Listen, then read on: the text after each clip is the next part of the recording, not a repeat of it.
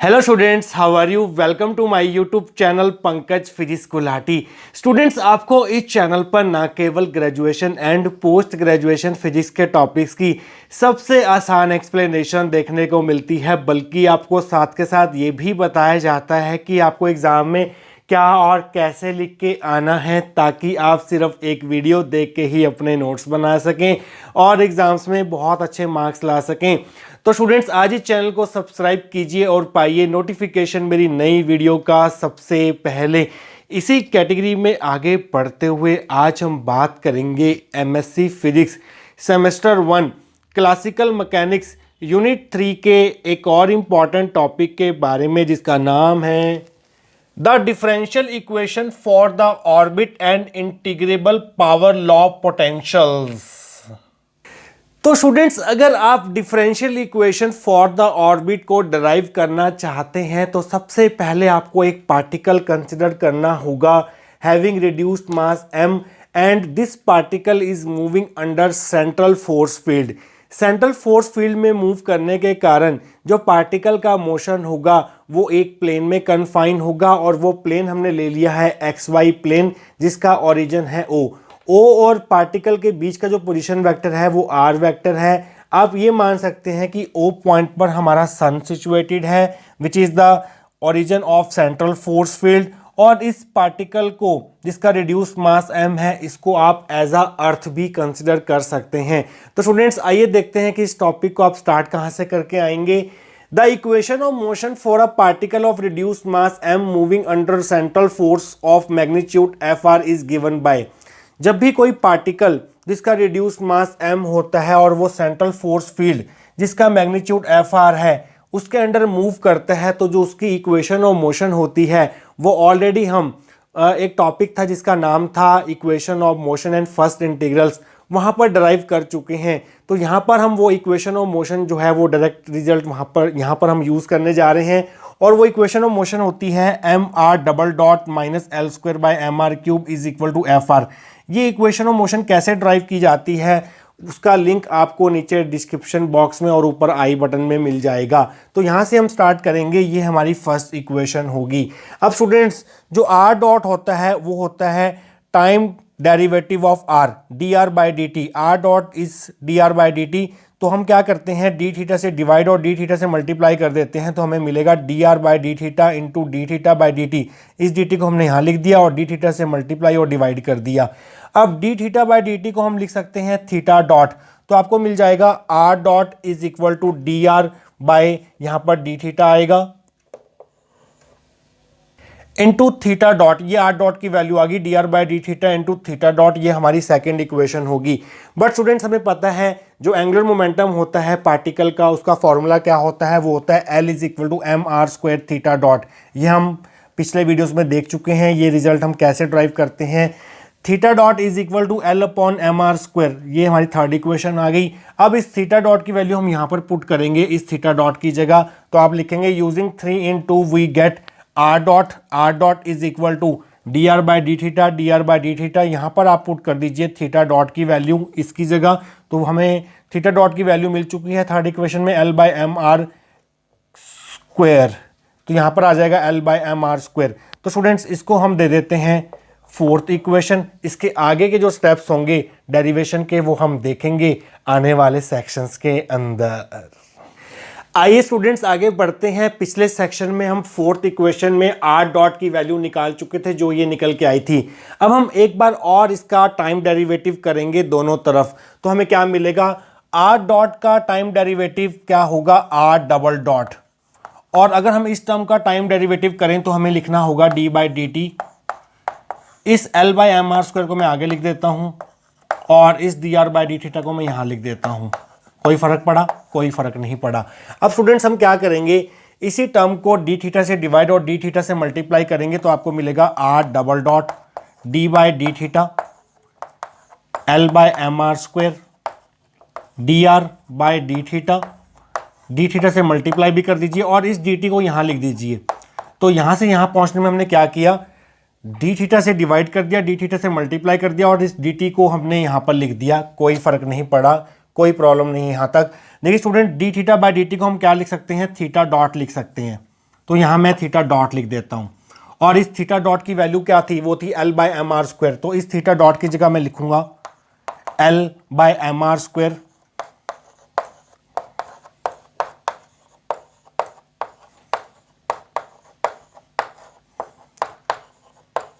तो L by M R square लिख दिया।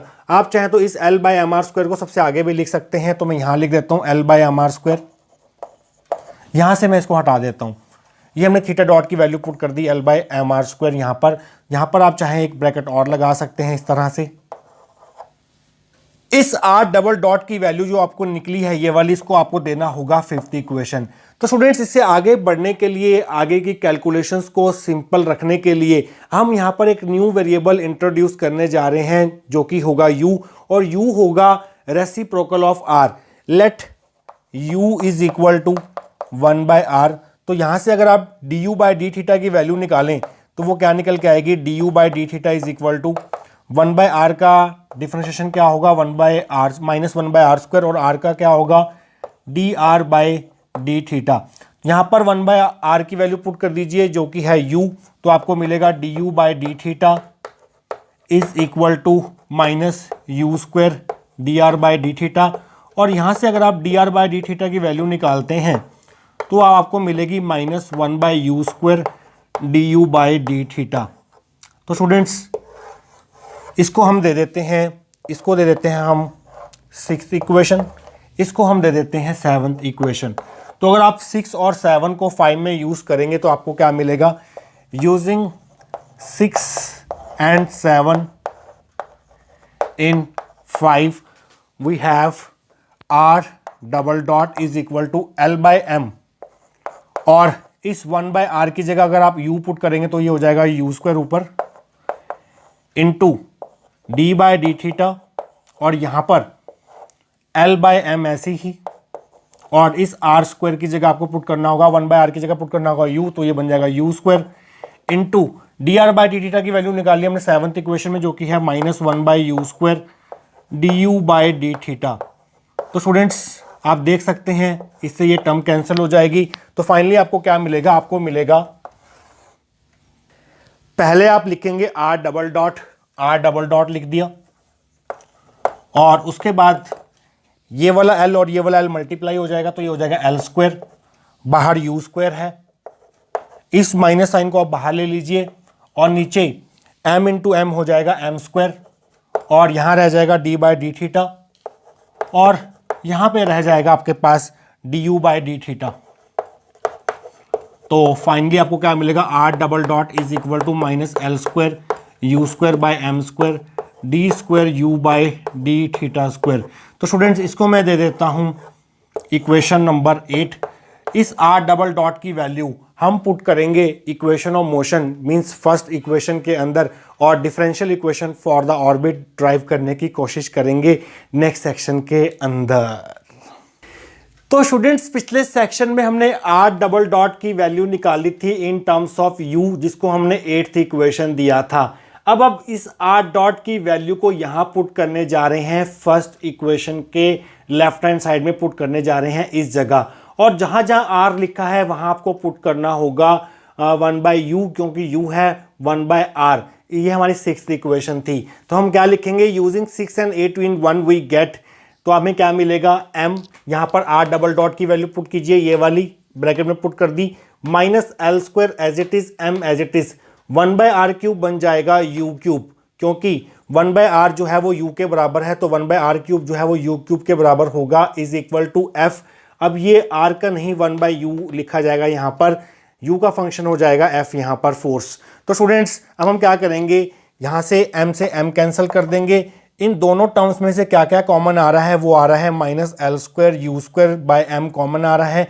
तो अंदर क्या रह जाएगा, अंदर रह जाएगा D square U by D theta square, क्योंकि यहाँ पर एक m बचा था वो बाहर जा चुका है, प्लस माइनस साइन कॉमन लिया तो प्लस हो जाएगा, यहाँ पर L स्क्वायर बाहर जा चुका है, यू स्क्वायर बाहर जा चुका है, m बाहर जा चुका है, तो एक u यहाँ पर रह जाएगा, is equal to f 1 by U. तो स्टूडेंट्स, इस टर्म को आप राइट हैंड साइड में भेज के रेसिप्रोकल कर देंगे तो आपको मिलेगा D square U by D theta square plus U is equal to, ये m जो है ऊपर चला जाएगा, यहाँ पर minus m by L square U square नीचे आ जाएगा, ये f 1 बाय यू, ये हमारी 9th इक्वेशन होगी। देखिए स्टूडेंट्स, ये है differential equation of orbit in terms of force, जो कि फंक्शन है 1/u का। अगर आप इसी इक्वेशन को पोटेंशियल की टर्म्स में लिखना चाहते हैं तो वो भी हम लिख सकते हैं। किस प्रकार से? क्योंकि हमें पता है फोर्स जो है वो पोटेंशियल से ड्राइव की जा सकती है, क्योंकि फोर्स यहाँ पर सेंट्रल फोर्स है, और बाय डेफिनेशन जो सेंट्रल फोर्स होती है वो होती है minus curly V R by curly R. Central force can be represented as negative of gradient of scalar function that is potential which is also a function of R. तो students हम क्या करेंगे, यहाँ पर करली यू से divide करली you से मल्टीप्लाई करेंगे तो आपको मिलेगा F R is equal to minus curly V R by curly U into curly U, यहाँ पर लिख दिया, और करली आर को यहाँ लिख दिया, कोई फर्क नहीं पड़ेगा। करली यू से मल्टीप्लाई और डिवाइड किया और कुछ नहीं किया, ये हमारी 10th इक्वेशन है। बट हमें पता है यू जो है वो 1/r के बराबर है, तो यहाँ से करली यू बाय करली आर जो निकल के आएगा वो आएगा -1/r², और 1/r² को हम लिख देंगे u²। तो यहाँ से करली यू बाय करली आर की वैल्यू आ गई -u²। ये हमारी 11th इक्वेशन होगी। इस करली यू बाय करली आर की जगह हम -u² पुट करेंगे नेक्स्ट सेक्शन में, और साथ के साथ एफ आर की जो वैल्यू हमें मिलेगी v की टर्म्स में वो हम यहाँ पर पुट करेंगे 9th इक्वेशन में। फिर हमें फाइनल जो इक्वेशन ऑफ डिफरेंशियल इक्वेशन होगी ऑर्बिट के लिए वो मिल जाएगी नेक्स्ट सेक्शन के अंदर। तो स्टूडेंट्स, पिछले सेक्शंस में हमने 9th, 10th और 11th इक्वेशंस फॉर्म कर ली थी। अब हम क्या करेंगे, करली यू बाय करली आर की जगह -u² पुट करेंगे। तो आप लिखेंगे using 11 in 10 we get F. R की जगह हम पुट करेंगे 1/u, क्योंकि u है 1/r, माइनस v जो है वो r का फंक्शन नहीं है, अब 1/u का फंक्शन हो जाएगा। नीचे करली u एज इट इज, इस r की जगह हमने 1/u पुट कर दिया है, और करली u बाय करली r क्या है, -u² है, माइनस माइनस हो जाएगा प्लस। तो यहाँ से f 1/u की वैल्यू आ जाएगी u² curly v of 1/u by curly u। इसको हम दे देते हैं 12th equation. Using 12 in 9 we get, हमें क्या मिलेगा, इस f1/u की जगह अगर हम ये पुट कर दें तो हमें मिलेगा d² u by d², plus u is equal to -m/l² u²। f1/u is equal to -m/l² u²। इस f1/u की जगह हम ये पुट कर रहे हैं, यहाँ पर इस f1/u की जगह पुट कर रहे हैं हम u² curly v of 1/u divide by curly u। तो ये u² से u² कैंसिल हो जाएगा। तो फाइनली जो आपके पास differential equation for the orbit मिलेगी वो आपको इस प्रकार से मिलेगी, -m/l² करली v ऑफ 1/u, और नीचे है curly u। This is known as differential equation for the orbit. तो स्टूडेंट्स, नीचे आप लाइन लिख देंगे, this is the required differential equation for the orbit. तो इसे हम बोलते हैं differential equation for the orbit for a particle moving under central force field.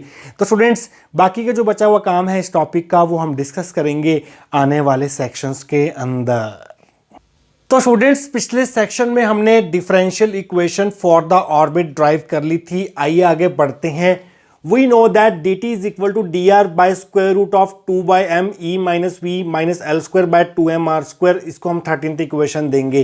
देखिए स्टूडेंट्स, जब हमने equation of motion and first integrals वाला टॉपिक किया था तो वहाँ पर हमने dt की वैल्यू निकाली थी in terms of some constants, जो कि था E एंड L। किसी भी पार्टिकल के लिए जब भी वो सेंट्रल फोर्स फील्ड में मूव करता है तो उसकी टोटल एनर्जी E और उसका एंगुलर मोमेंटम जो है वो कांस्टेंट रहता है, कंजर्व रहता है। तो ये रिजल्ट हमने उसी टॉपिक से यूज़ किया है, डायरेक्ट यहाँ पर यूज़ किया है equation of motion and first integral वाले टॉपिक से। आप वहाँ जाके देख सकते हैं, अगर आपने वो टॉपिक कर लिया है तो आपको याद होगा कि dt की वैल्यू हमने ये निकाली थी। तो स्टूडेंट्स, अब हम क्या करेंगे, थीटा डॉट हमें पता है l/mr² होता है, यहाँ से d(θ/dt) की वैल्यू निकाल लो। थीटा डॉट को हमने d(θ/dt) लिख दिया, is equal to l/mr², cross multiply करके dt की वैल्यू आ जाएगी यहाँ से mr²/l इंटू d(θ). इसको 14th इक्वेशन दे देते हैं। तो dt को हम d(θ) की टर्म्स में चेंज कर सकते हैं। तो dt की जगह हम पुट करेंगे mr²/l d(θ). तो आप लाइन लिखेंगे using 14 in 13 we get dt की जगह हमने लिख दिया M R square D theta by L is equal to D R by square root of 2 by M E minus V minus L square by 2 M R square. यहाँ से D theta की value आ जाएगी, इस M R square by L को उधर भेज दो, क्रॉस मल्टीप्लाई कर दो तो आपको मिलेगा D theta is equal to L by M R square is equal to D R, denominator में ये स्क्वायर रूट वाली टर्म एज इट इज रहेगी। तो स्टूडेंट्स अब हम क्या करेंगे, इस एल को हम ऐसे लिख सकते हैं एम बाय एल ऐसे लिख सकते हैं, क्योंकि ये एल ऊपर जाके यहाँ पर एल आ जाएगा, इसको हम ऐसे लिख सकते हैं।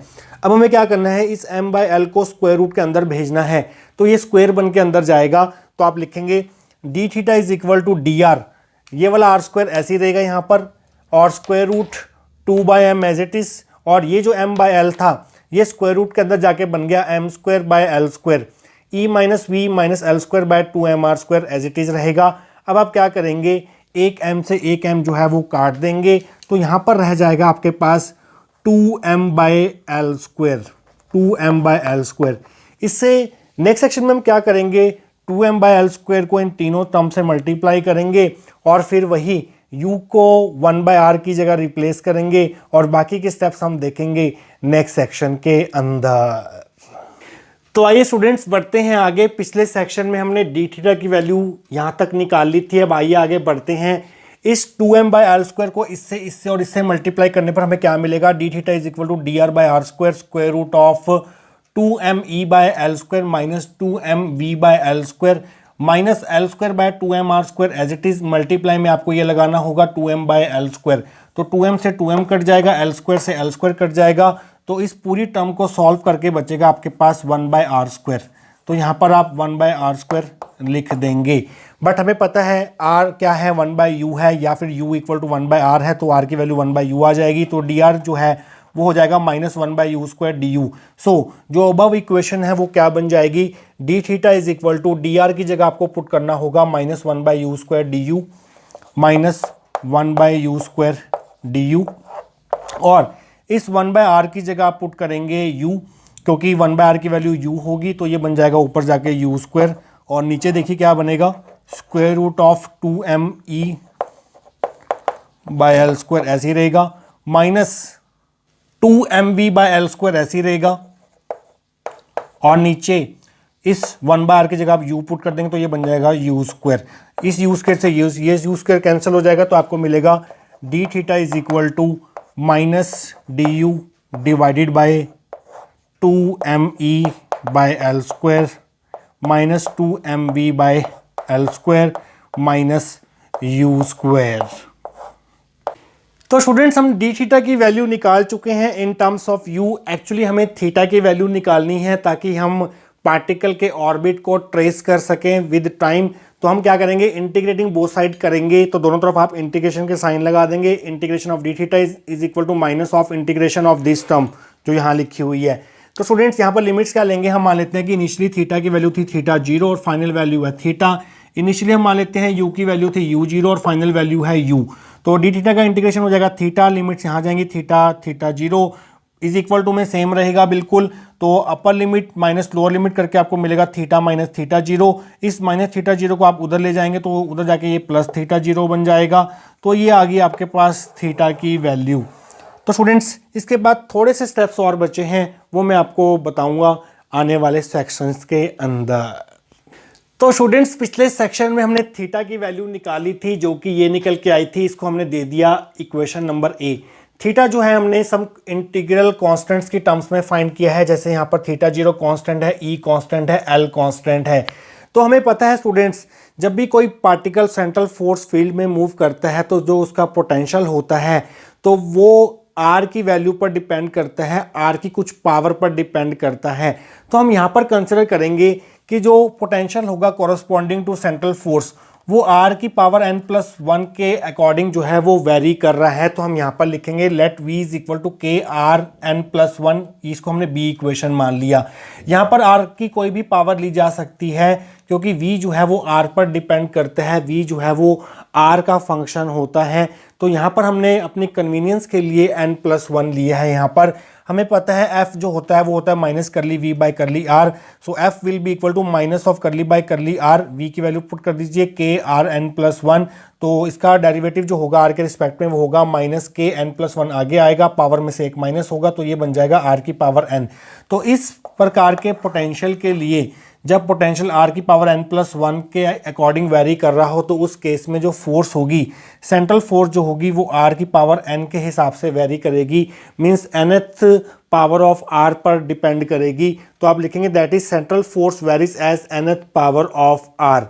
तो अगर हम इस v की जगह यहाँ पर, इस v की जगह अगर हम यहाँ पर K R N plus one put कर दें यहाँ पर, तो ए इक्वेशन क्या बन जाएगी, using b in a we get theta is equal to theta zero minus integration u zero u du 2me by L square ऐसी रहेगा, minus 2m by L square ऐसी रहेगा, और इस v की जगह हम पुट करेंगे K R N plus one minus U square.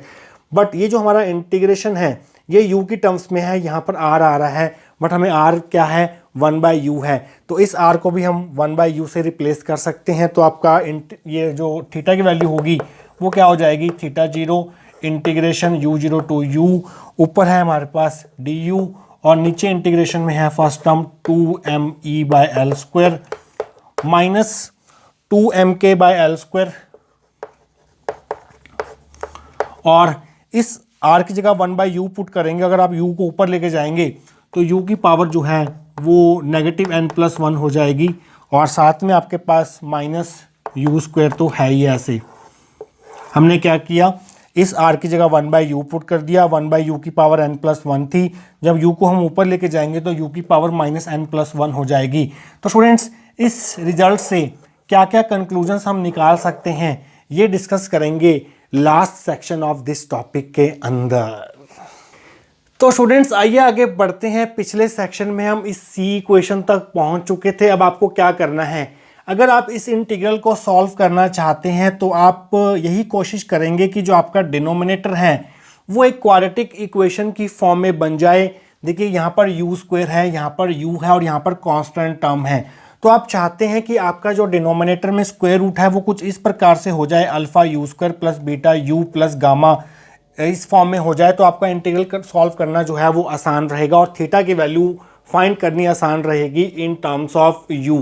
तो स्टूडेंट्स उसके लिए आपको क्या करना होगा, यहाँ पर माइनस एन प्लस वन है यू की पावर, तो अगर ये यू की पावर में 0 आ जाए, 1 आ जाए, 2 आ जाए तो आपका जो ये डिनोमिनेटर है वो क्वाड्रेटिक इक्वेशन की फॉर्म में कन्वर्ट हो जाएगा। तो उसके लिए आपको क्या करना होगा, इस माइनस एन प्लस वन को कोई इंटीग्रल वैल्यू जो है वो असाइन करनी होगी। तो आप लाइन लिखेंगे, to find the value of integral see it is convenient to reduce the denominator in the form square root of alpha U square plus beta U plus gamma for which minus N plus one, जो ये u की power है यहाँ पर, it should be 0, it should be 1, it should be 2 and so on, means positive integral value होनी चाहिए इसकी। तो अगर हम माइनस एन प्लस वन को 0 के बराबर रखें तो n की वैल्यू -1 मिलेगी, अगर हम माइनस एन प्लस वन को 1 के बराबर रखें तो n की वैल्यू -2 मिलेगी, अगर हम माइनस एन प्लस वन को 2 के बराबर रखें तो n की वैल्यू -3 मिलेगी एंड सो ऑन। तो अगर हम यहाँ पर n की वैल्यू -1 लेते हैं और यहाँ पर n की जगह -1 पुट करते हैं तो आपको मिलेगा v is equal to K R की पावर 0, मीन्स v equal to K R की पावर 0 1 हो जाएगा, ये कांस्टेंट हो जाएगा, मीन्स पार्टिकल जो है वो कांस्टेंट पोटेंशियल के अंडर मूव करेगा और यहाँ पर कोई भी r की पावर नहीं आ रही। बट ऐसा कभी पॉसिबल नहीं होता, जब भी पार्टिकल सेंट्रल फोर्स फील्ड में मूव करता है तो पोटेंशियल जो है वो r के अकॉर्डिंग जो है वो वेरी करता है, डिस्टेंस के अकॉर्डिंग वेरी करता है। तो यहाँ पर ये केस जो है वो पॉसिबल नहीं होगा, इसको हम अपनी डिस्कशन में इंक्लूड नहीं करेंगे। तो n इक्वल टू -2 के लिए जो f होगा वो हो जाएगा के एन प्लस वन आर की पावर -2। तो इस केस में जो f होगा वो प्रोपोर्शनल टू हो जाएगा 1 बाई आर स्क्वायर के। तो इसका मतलब ये है, ये हमारा इनवर्स स्क्वायर लॉ बन जाएगा जिसमें फोर्स जो है वो वेरी कर रही है विद 1 अपॉन आर स्क्वायर के हिसाब से, तो इसे हम इनवर्स स्क्वायर लॉ बोलते हैं। अगर n इक्वल टू -3 लें तो इस केस में f जो है वो 1 बाई आर क्यूब हो जाएगा।